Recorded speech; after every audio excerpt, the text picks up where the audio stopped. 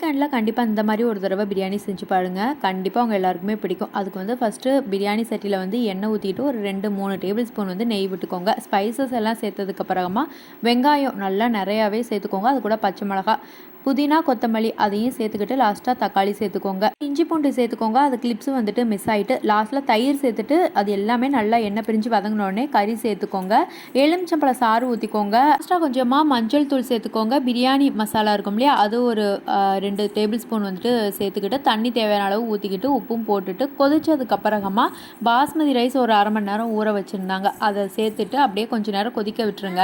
தண்ணியெல்லாம் நல்லா வற்றி வர ஸ்டேஜில் வந்துட்டு முந்திரி பருப்பு வறுத்து வச்சுருந்தாங்க, அதையும் சேர்த்துட்டு நெய் கொஞ்சோன்னு சேர்த்துக்கிட்டு கூடயே மேலாப்பில் புதினா, கொத்தமல்லி கொஞ்சோன்னு மட்டும் சேர்த்துட்டு அப்படியே தம் போட்டு வச்சுட்டீங்க அப்படின்னா சூப்பர்பான பிரியாணி ரெடி. சுட சுட பரிமாறி சாப்பிடும்போது அவ்வளோ டேஸ்ட்டாக இருந்தது. இது வந்துட்டு எங்கள் மாமா ஸ்டைல் பிரியாணி. கண்டிப்பாக ட்ரை பண்ணி பார்த்துட்டு எப்படி இருக்குன்னு சொல்லுங்கள். நாளைக்கு ஒரு வீடியோவில் பார்க்கலாம்.